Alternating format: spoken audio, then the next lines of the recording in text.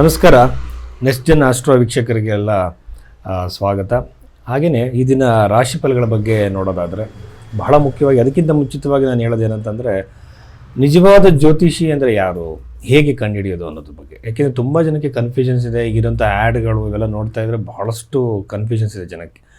ನಿಮ್ಮ ಜಾತಕವನ್ನು ಒಬ್ಬ ವ್ಯಕ್ತಿ ಹತ್ರ ತೊಗೊಂಡೋದಾಗ ಆತ ಫಸ್ಟು ನಿಮ್ಮ ಜನ್ಮ ಸಮಯ ಸರಿ ಇದೆಯಾ ಇಲ್ವಾ ಅಂತ ಫಸ್ಟ್ ಪರೀಕ್ಷೆ ಮಾಡಬೇಕು. ಅದಕ್ಕಾಗಿ ನಿಮ್ಮ ಹಿಂದೆ ನಡೆದಂತಹ ಕೆಲವು ಘಟನೆಗಳನ್ನ ಟೈಮಿಂಗ್ ಸಮೇತವಾಗಿ ಹೇಳಬೇಕಾಗತ್ತೆ. ಯಾಕೆಂದರೆ ನೀವು ಕೊಟ್ಟಿರೋ ಸಮಯವನ್ನೇ ಆತ ಇಟ್ಕೊಂಡು ಜಾತಕವನ್ನು ಹೇಳಬಾರ್ದು. ಯಾಕೆಂದರೆ ಬರ್ತ್ ಟೈಮ್ ರೆಕ್ಟಿಫಿಕೇಷನ್ ಮಾಡಬೇಕು, BTR ಅಂತಾರೆ.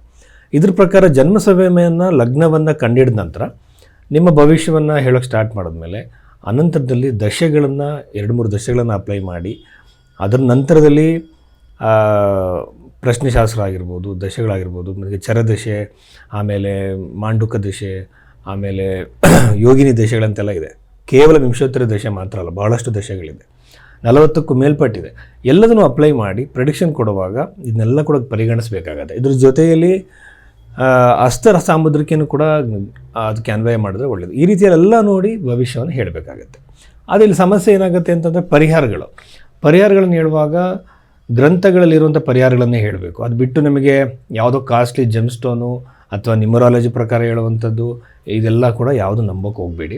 ಆಮೇಲೆ ನ್ಯೂಮರಾಲಜಿ ಇದನ್ನೆಲ್ಲ ಹೇಳೋರು ಇನ್ನೊಂದು ವಿಷಯ ಏನಂತಂದರೆ ಒಂದೇ ದಿನದಲ್ಲಿ ಭಾಳಷ್ಟು ಜನ ಹುಟ್ಟಿರ್ತಾರೆ, ಅವ್ರ ಭವಿಷ್ಯ ಒಂದೇ ಥರ ಇರಲ್ಲ. ಇನ್ನೊಂದು ವಿಚಾರ ಏನಂತಂದರೆ ಒಂದೇ ತಾಯಿಯ ಹೊಟ್ಟೆಲಿ ಹುಟ್ಟಿದಂತಹ ಅವಳಿ ಜವಳಿ ಮಕ್ಕಳ ಜನ್ಮ ಸಮಯದಲ್ಲಿ ಕೇವಲ 1-2 ನಿಮಿಷ ಡಿಫ್ರೆನ್ಸ್ ಇರುತ್ತೆ. ಇದನ್ನು ನೋಡೋಕ್ಕೆ ಯಾವ ಪದ್ಧತಿನ ಅನುಸರಿಸಿದ್ದಾರೆ ಜ್ಯೋತಿಷರು ಅದನ್ನೆಲ್ಲ ನೋಡಬೇಕು. ಸುಮ್ಮನೆ ನಾವು ರಾಶಿ ಮೇಲೆ ನೀವು ಕೊಟ್ಟಿರೋ ಜನ್ಮ ಸಮಯದ ಮೇಲೆ ಯಾರು ಕೂಡ ಭವಿಷ್ಯವನ್ನು ಹೇಳಬಾರ್ದು. ಒಳ್ಳೆಯ ಜ್ಯೋತಿಷಿ ಅದನ್ನ ಯಾವುದು ಕೂಡ ಮಾಡಲ್ಲ. ಸೊ ಈ ಬಗೆಯಲ್ಲಿ ಜಾತಕವನ್ನು ನೋಡುವಂಥವ್ರ ಹತ್ರ ನಿಮ್ಮ ಜಾತಕಗಳನ್ನು ತೋರಿಸಿ ಯಾವುದೇ ಕಾರಣಕ್ಕೂ ಕೂಡ ಕನ್ಫ್ಯೂಷನ್ನ ಇಟ್ಕೋಬೇಡಿ.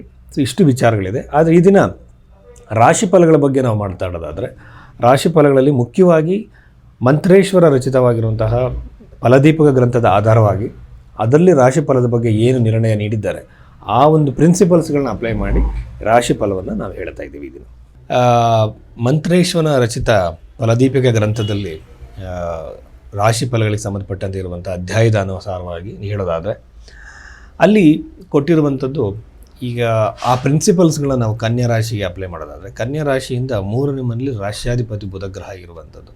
ಇದು ಸದ್ಯಕ್ಕೆ ಬದಲಾವಣೆ ಆಗಲ್ಲ. 3ನೇ ಮನೆ ಅನ್ನುವಂಥದ್ದು ಕುಜಗ್ರಹದ ಜೊತೆ ಅಷ್ಟಮಾಧಿಪತಿ ಜೊತೆ ಇರುವಂಥದ್ದು. ಏನು ಮಾಡುತ್ತೆ, ಇದನ್ನು ಲಗ್ನದಿಂದ ಚಂದ್ರನ 2ನ ನೋಡಿದ್ರೂ ಸಹ ಇದು ಅಷ್ಟು ಒಳ್ಳೆಯ ಕಾಂಬಿನೇಷನ್ಸ್ ಅಲ್ಲ. ಸೊ ಅನವಶ್ಯಕ ಓಡಾಟ, ತಿರುಗಾಟಗಳು, ಖರ್ಚುಗಳು ಸಾಧ್ಯತೆ ಇರುತ್ತೆ. 12ನೇ ಮನೆ ಕೇತು ಕೆಲವು ಗ್ರಂಥಕರ್ತರ ಪ್ರಕಾರ 12ನೇ ಮನೆ ಕೇತು ಲಗ್ನದಿಂದ ಏನಾದರೂ 12ನೇ ಮನೆಯಲ್ಲಿದ್ದರೆ ಅದು ಅವರ ಒಂದು ಮುಕ್ತಿಯ ಸಾಧನವಾಗುತ್ತೆ. ಯಾಕೆಂದರೆ ಒಂದು ಸ್ಪಿರಿಚುವಲ್ ಪ್ಲ್ಯಾನೆಟ್ ಅದು ಕೇತು ಅಂತ ಹೇಳ್ತಾರೆ. ಬಟ್ ಆದರೂ ಸಹ ಇಲ್ಲಿ ನಾವು ನೋಡೋದಾದರೆ ಅನವಶ್ಯಕ ಖರ್ಚುಗಳು, ಸಮಸ್ಯೆಗಳು, ಓಡಾಟಗಳು ಇರೋ ಸಾಧ್ಯತೆ ಈ ಒಂದು ಕನ್ಯಾ ರಾಶಿಯವರಿಗೆ ಇರುತ್ತೆ. ರಾಶಿಯಲ್ಲಿರುವಂತಹ ಶುಕ್ರಗ್ರಹ ಬದಲಾವಣೆ ಆಗುತ್ತೆ ಸ್ವಲ್ಪ ದಿನಗಳಲ್ಲಿ.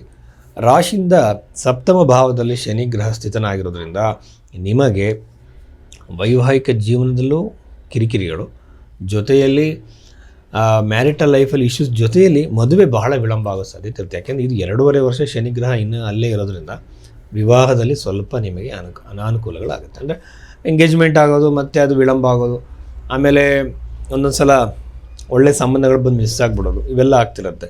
ಇಂಥವರು ಶನಿಗ್ರಹದ ಒಂದು ಜಪ ಜೊತೆಯಲ್ಲಿ ಒಂದು ಸ್ವಯಂವರ ಪಾರ್ವತಿ ಮಂತ್ರದ ಜಪವನ್ನು ಸಹ ರೆಗ್ಯುಲರಾಗಿ ಮಾಡೋದ್ರಿಂದ ನನ್ನ ಪ್ರಕಾರ ಮ್ಯಾಕ್ಸಿಮಮ್ಮು ವಿವಾಹಕ್ಕೆ ಸಂಬಂಧಪಟ್ಟ ಅಡೆತಡೆಗಳು ಕ್ರಿಯೇಟ್ ಆಗಿದೆ. ಬಟ್ ನಮ್ಮಲ್ಲಿ ಏನು ಮಾಡ್ತಾರೆ ಅಂದರೆ ಕಾಸ್ಟ್ಲಿ ಪೂಜೆಗಳನ್ನೇ ಹೇಳ್ತಾರೆ. ಇದು ಯಾವುದೋ ಸಿಂಪಲ್ ರೆಮಿಡೀಸ್ನ ಯಾರಿಗೂ ಹೇಳ್ಕೊಡೋದೇ ಇಲ್ಲ. ಯಾಕೆ ಮಾಡಬಾರ್ದು ಸಿಂಪಲ್ಲಾಗಿ? ಯಾವ ಋಷಿಮುನಿ ತಾನೇ ನಮಗೆ ಕಾಸ್ಟ್ಲಿ ಆಗಿರೋ ಪೂಜೆಗಳನ್ನ ಸಜೆಸ್ಟ್ ಮಾಡಿದ್ದಾರೆ ಅಲ್ವಾ? ಸೊ ಆ ರೀತಿ ಯೋಚನೆ ಮಾಡಬೇಕಾಗತ್ತೆ. 6ನೇ ಮನೆಯಲ್ಲಿ ರಾಹು ಇರುವಂಥದ್ದು ಯಾವಾಗಲೂ ಕೂಡ ಪಾಪಗ್ರಹಗಳು 6ನೇ ಮನೆಯಲ್ಲಿದ್ದರೆ ಒಳ್ಳೆಯದು. ಅವರಿಗೆ ಧೈರ್ಯ ಜಾಸ್ತಿ ಇರುತ್ತೆ, ಶತ್ರುಗಳ ಮೇಲಿನ ವಿಜಯ ಸಾಧಿಸೋ ಸಾಧ್ಯತೆ ಇರುತ್ತೆ. 11ನೇ ಮನೆಯಲ್ಲಿ ಗುರುಗ್ರಹ ಬರ್ತಿರೋದ್ರಿಂದ ಒಂದು ಲಾಭ ಆಗೋ ಸಾಧ್ಯತೆ, ನೀವು ಯಾವುದೇ ಥರದ ಬಿಸ್ನೆಸ್ ಮಾಡಿ ಅದು ಎಕ್ಸ್ಪ್ಯಾಂಡ್ ಆಗೋ ಸಾಧ್ಯತೆ ಇರುತ್ತೆ. ಸ್ಕೇಲಿಂಗ್ ಅಂತ ಹೇಳ್ತಾರಲ್ಲ, ಜೊತೆಯಲ್ಲಿ ಇನ್ಕಮು ಜಾಸ್ತಿ ಆಗುತ್ತೆ. ಆಮೇಲೆ ಹೊಸ ಜಾಬ್ಗಳು ಟ್ರೈ ಮಾಡ್ತಿರೋರಿಗೆ ಇದು ಬಹಳ ಒಳ್ಳೆಯದು. ದಶಮಸ್ಥಾನ ಬಹಳ ಉತ್ತಮವಾಗಿದೆ. ಅಂದರೆ ಅವರ ಪ್ಲೇಸ್ ಚೇಂಜ್ ಆಗ್ಬೋದು. ಈಗ ಅವರು ಒಂದು ಜಾಬ್ ಮಾಡ್ತಿದ್ದಾರೆ ಅಂದ್ಕೊಂಡ್ರೆ ಆ ಪ್ಲೇಸಿನ ದೂರ ಹೋಗುವಂಥ ಅಥವಾ ಪೊಸಿಷನ್ನಲ್ಲಿ ಏನಾದರೂ ಬದಲಾವಣೆ ಆಗೋ ಸಾಧ್ಯತೆ ಈ ಒಂದು ಕನ್ಯಾ ರಾಶಿಯವರಿಗೆ ಹೆಚ್ಚಾಗಿ ಇರುತ್ತೆ. ಜೊತೆಯಲ್ಲಿ